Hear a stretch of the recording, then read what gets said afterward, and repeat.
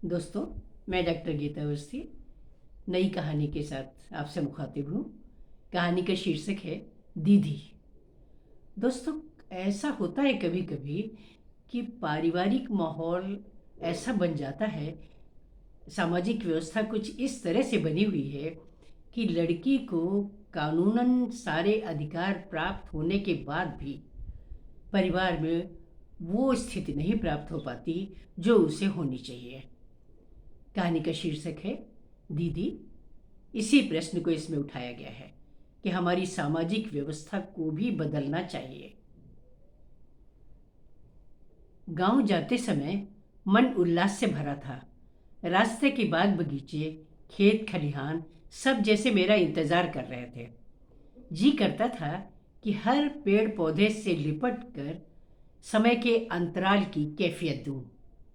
सच तो ये है कि उस समय भी बड़ी मुश्किल से समय निकालकर लगभग 45 वर्ष बाद मैं दादा के घर जा रही थी। दादा दादी तो स्वर्गवासी हो चुके थे, पर चाचा का परिवार था। चाची भाग्यवान थी कि सुहागन बनी इस दुनिया से चली गईं, और चाचा भी कुछ समय बाद उनके पीछे पीछे चले गए थे। वो अधिक इंतज़ार नहीं कर पाए थे। उसके बाद घर में चचेरी भाभी, उनके बेटे बहुए, वो नाती पोते रहते थे। एक विधवा चचेरी बहन भी उन लोगों के साथ में रहती थी। मन में पहले से ही दिनचर्या नियत कर ली थी कि सुबह 5 बजे उठकर गंगा नहाना है, ईश्वर की आराधना करना है और साथ साथ प्रकृति की उपासना भी करनी है, जो आज के मशीनी युग में अत्यंत दुर्लभ है। बगीचे में घूमते हुए मोर तो मुझे सपनों में भी दिखा करते थे। गंगा का पानी दर्पण बनकर हमेशा सूर्योदय व सूर्यास्त का ऐसा प्रतिबिंब दिखाता था कि निगाहें हटाने का मन नहीं करता था। मां संकटा देवी के दर्शन की इच्छा भी थी। मन के तार तार झंकृत हो रहे थे कि सपना पूरा होने का समय आ गया है। घर पहुंचकर थोड़ी देर तक तो ऐसा लगा कि अपनों से इतने दिन तक मैं अलग कैसे रही। भाभी वो बहुएं अकेला छोड़ने को तैयार ही नहीं थी। हर पल चाय नाश्ते व खाने का प्रस्ताव, जैसे कि बीते समय का खामियाजा उसी समय वो पूरा कर लेना चाहती थी। रात सोने पहुंची तो छोटी बहू ने झट पैर पकड़ लिए। बुआ जी इतना थक कर आई हैं, ऐसे थोड़े ही न सोने दूंगी। ठंडी हवा, तारों की छांव, जुगनू की आंख मिचोली, देखते देखते पता नहीं कब आंखें बंद हो गईं।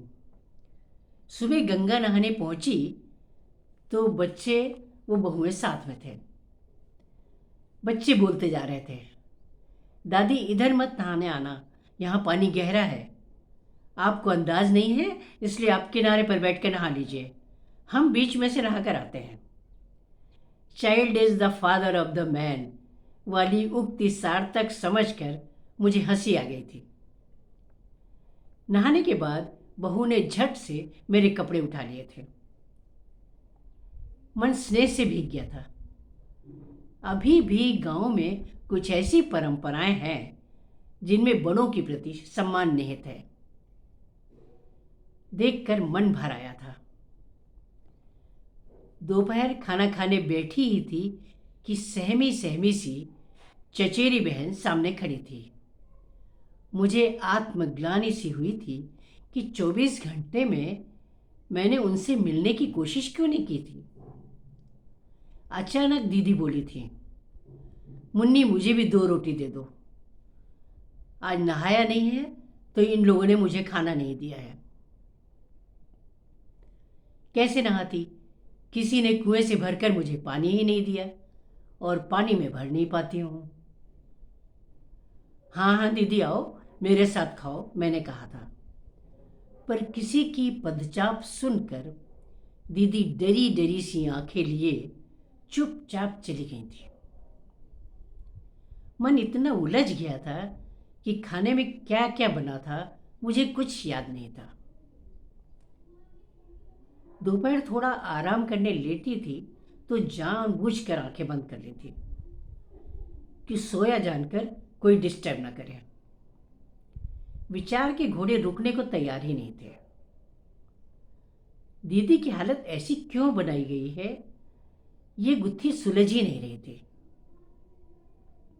बार बार उनका पुराना चेहरा मेरी आंखों में झांक जाता था, जब वे राज रानी की तरह रहती थीं। मखमल की रजाई गद्दों में सोती थी। लाडली बेटी होने के कारण उनकी कोई भी इच्छा अधूरी नहीं छोड़ी जाती थी। मुझे याद था एक बार मेला जाने के लिए वो पैसे मांग रही थीं। दीदी 5 रुपए मांग रही थीं और चाचा उन्हें सिर्फ 2 रुपए देने को तैयार थे। चाचा का कहना था कि उनके पिता कभी भी उनको खर्च के लिए 5 रुपए नहीं देते थे। 2 रुपए ही उन्हें हमेशा मिला करते थे। तभी पास बैठी चाची बोल पड़ी थी, बिटिया को 5 रुपए दे दो। तुम्हारे बाप के पास 5 रुपए नहीं थे तो तुम्हें नहीं मिले होंगे। बिटिया के बाप के पास हैं तो उसे 5 रुपए दिए जाएंगे। दीदी 5 रुपए लेकर उछलती हुई चली गई थी। दीदी के लिए देश से लेकर विदेश तक अच्छे वर की तलाश की गई थी, पर उनकी अल्प शिक्षा बाधा बनकर सामने आ जाती थी। अंत में एक समृद्ध घराने में अति सुंदर वर से उनकी शादी कर दी गई थी। पर दीदी के मन पर उस समय गाज सी गिर पड़ी थी जब सहेलियों ने आकर बताया था कि दूल्हा बड़े अजीब अजीब ढंग से सिर को झटके दे रहा है। दोनों पक्षों में कुछ तू मैं हुई थी, पर रात को दीदी को जीजा जी के पीछे घूमकर भांवरे लेनी पड़ी थी। परिवार को सांत्वना इस खबर से मिली थी कि दीदी मां बनने वाली थी। दीदी को फौरन मायके बुला लिया गया था। कुछ महीनों बाद दीदी ने चांद सी बेटी को जन्म दिया था।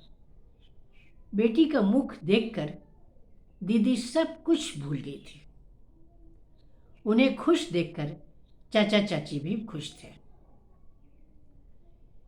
दीदी की खुशी ईश्वर से मंजूर न थी। तभी तो एक दिन सुबह सुबह जीजा जी दीदी को लिवाने आ गए थे।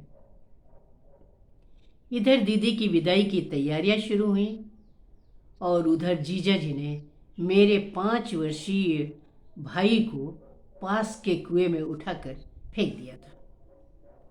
बात समझ में आने पर खुद भी उसी कुएं में कूद गए थे।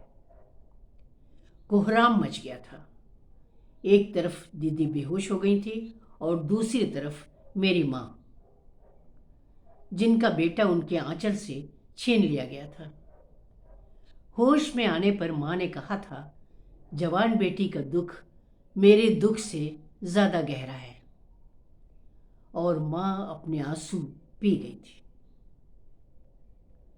बाद में जब कभी वे इस घटना का जिक्र करती थीं, उनके आंसू पिघलने लगते थे। अपने उस बेटे को मां अपनी मौत तक कभी नहीं भूल पाई थी। चाचा ने अपनी लाडली बेटी को फिर कभी भी ससुराल नहीं भेजा। यद्यपि उनके बेटों ने इस बात का दबे स्वर में विरोध किया था, पर मुखरित स्वर में चाचा के सामने ये बात कहने की हिम्मत किसी को नहीं थी। चाचा ने अपने जीवन भर पूरी जिम्मेदारी निभाई थी। दीदी की सारी जिम्मेदारी, सारे खर्चे चाचा ने ओढ़ लिए थे। पर विधि के विधान पर तो किसी का बस नहीं। दीदी की इकलौती बेटी भी विक्षिप्त सी निकलने लगी थी। यद्यपि चाचा ने किसी तरह उसकी शादी करवा दी थी, बच्चे भी हुए थे, पर वो परिवार की जिम्मेदारी कभी नहीं उठा सकी। हाँ, उसे पति अवश्य अच्छा मिल गया था, जो परिवार के साथ साथ उसकी विक्षिप्तता को भी संभाल लेता था। कभी कभी दीदी भी अपनी बेटी की ससुराल चली जाती थी। चाचा के स्वर्गवास के बाद जब कभी मैं गांव जाती थी तो दीदी को खूब सारा आटा गूंद कर रोटी बेलते देखती थी। शायद उन्होंने अपनी स्थिति को भांप लिया था। बहुत कम बोलती थी दीदी, वैसे भी वो स्वभाव से गंभीर थीं, इसलिए उनके मन की था पाना आसान नहीं था। वैसे चाचा ने कुछ जायदाद दीदी के नाम पर कर दी थी जिससे उन्हें आर्थिक तंगी ना हो। शाम को सब चाय पीने बैठे तो पास में आकर दीदी में बैठ गई थी। धीरे से बोली थी, तुम्हारे पास बिस्किट है क्या? भूख लगी है, चाय के साथ ले लूंगी। मैंने चुपचाप बैग से बिस्किट का पैकेट निकाल कर दे दिया था। भाभी ने देख लिया था और बोली थी, बहन जी आजकल ये दिन भर खाती हैं, खूब मीठा खाती हैं, डायबिटीज़ है पर मानती नहीं है। हम नहीं देते हैं तो अपने खर्च से मंगा लेती हैं। मुझे तो लगता है इन पर जीजा जी का साया छाता जा रहा है। अब तो भगवान इन्हें पूछ ले तो ही अच्छा है। रात को सब बैठे बातें कर रहे थे कि बच्चों के जोर जोर से हंसने की आवाज़ें आ रही थी। जाकर देखा तो दीदी पलंग से उठने की कोशिश में बार बार गिर रही थी। उन्हें चोट आ गई थी। मैंने उन्हें उठाया तो देखा कि पूरे हाथ, कंधे व गले में उन्हें पहले से ही चोटें हैं। छोटी बहू ने मेरे कहने पर उन्हें दवा तो लगा दी थी, पर मेरे बार बार कहने पर भी दीदी सबके साथ बाहर आकर बैठने को तैयार नहीं हुई। वो इस तरह रोशनी को देखती थी जैसे कि रोशनी उन्हें दबोच लेगी। 2-3 दिन बाद दीदी ने पास आकर मुझसे कहा कि थोड़ा सा पानी चाहिए पीने के लिए। मैं आगे बढ़ी कि लोटा उनके हाथ से ले लूं, तभी उनकी सफ़ेद साड़ी पर मुझे खून के कुछ छींटे दिखे थे। मैंने पूछा था कि ये छींटे कैसे पड़ गए दीदी? दीदी ने आंखों में आंसू भरकर कहा था, ये मेरी किस्मत के छींटे हैं। मैं दूसरे घर की सदस्य हो चुकी थी, इसलिए किसी से कुछ कहने की मेरी हिम्मत नहीं थी। लेकिन कार्यक्रम के विपरीत अगले ही दिन मैंने वापस चलने की तैयारी कर ली थी। रास्ते भर मन अपराध बोध से दबा जा रहा था कि मन के कोने में कभी कभी एक सवाल भी उठता था कि कहीं मैं जानबूझकर तो निर्लिप्त नहीं रही थी। शायद अपने भाई की मृत्यु की टीस मैंने दीदी की तकलीफों से दबाई हो। लौटते समय मोर के पंखों में मुझे दीदी के आंसू नजर आ रहे थे। प्रकृति का सौंदर्य धूमिल हो चुका था। नमस्कार।